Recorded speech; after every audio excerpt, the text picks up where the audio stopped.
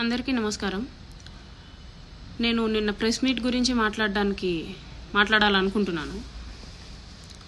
First thing, press meet అంటే ఒకరు question అడిగిన తర్వాత వాళ్ళకి ఫుల్ ఆన్సర్ వచ్చిన తర్వాత నెక్స్ట్ క్వశ్చన్కి వెళ్ళాలి. కానీ నిన్న ప్రెస్ మీట్లో ఏం జరిగిందో మీరు కూడా చూశారు.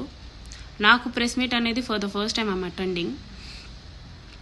అలాంటిది క్వశ్చన్ టు క్వశ్చన్ అడగకుండా అందరూ ఒకటేసారి మీద పడిపోతే నాకు కూడా ఫ్రస్ట్రేషన్స్ ఉంటాయి. నేను బాధించబడ్డాను, నాకు కూడా ఫ్రస్ట్రేషన్స్ ఉంటాయి. నేను ఫ్రస్ట్రేట్ అవ్వడంలో తప్పు ఉందని చెప్పేసి నేను అనుకోవట్లేదు. ఎవరి లైఫ్ మీద అయినా సరే కామెడీ చేసినా, జోకులు వేసినా సరే, ఐ లవ్ యూ అంటే మీనింగ్ ఏంటి అనేసి అడిగినా సరే, ఎవరికైనా సరే రావాల్సిన ఫ్రస్ట్రేషన్ వస్తుంది. అది హ్యూమన్ ఎమోషన్. ప్లస్ 25 crores గురించి మాట్లాడుకుందాం. నేను ఎవరిని 25 crores అడగలేదు, అడగను కూడా.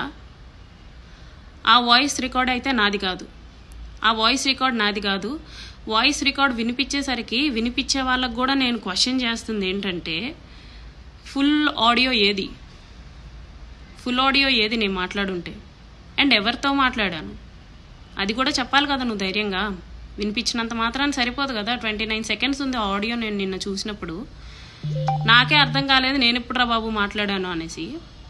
29 seconds ఆడియో పెట్టుకొని ఇదే ఫుల్ వీడియో అని చెప్పేస్తే నేను యాక్సెప్ట్ చేయను.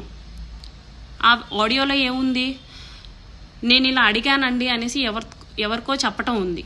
నేను ఎవరిని అడిగాను? ఆ ఫుల్ ఆడియో ఏది నేను మాట్లాడుంటే ఆ ఫుల్ ఆడియో పెట్టాలి కదా. నేను పెడుతున్నాను కదా, తాతంశెట్టి నాగేంద్ర గారు ఇలా మాట్లాడారండి శ్రీధర్ గురించి అనేసి. మీరు కూడా ఫుల్ ఆడియో రిలీజ్ చేయాల్సింది, నాట్ జస్ట్ 29 seconds. అది నా వాయిసే కాదు.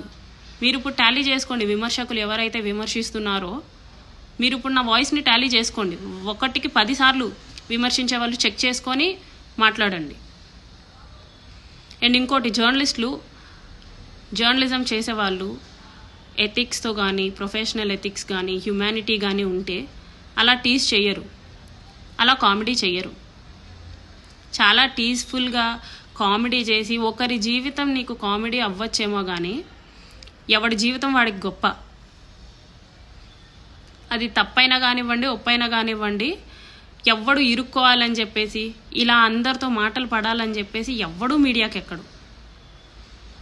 అవన్నీ తెలుసుకొని బిహేవ్ చేయండి. అండ్ టీజ్ చేసే వాళ్ళనైతే మాకు కూడా లాస్ తెలుసు, మేము కూడా ఫర్దర్గా ప్రొసీడ్ అవుతాం. అలా మీడియా వాళ్ళు పిలిచి టీజ్ చేయడం అంటే మాకు కూడా ఫర్దర్ ప్రొసీజర్ తెలుసు. ఏదైనా సరే తెలుసుకొని మాట్లాడండి, బోత్ సైడ్స్. నన్ను ప్రశ్నించేంత ధైర్యం మీకున్నప్పుడు సేమ్ క్వశ్చన్స్ ఎమ్మెల్యే గారిని కూడా ప్రశ్నించేంత స్కోప్ తీసుకోండి. మీరు you people are from media, right? You do have the right to ask even the chief minister. So నన్ను అడిగే ధైర్యం చేసిన వాళ్ళు సేమ్ క్వశ్చన్స్ ఎమ్మెల్యే గారిని కూడా అడగండి. అసలు ఇది నిజమా కాదా అని అయినా అడగండి, చెప్తారు కదా. కమిటీస్ కూడా వేశారు కదా, తెలుస్తాయండి నిజానిజాలు. ఊరికే మనుషుల జీవితాల్ని కామెడీగా చేయకండి.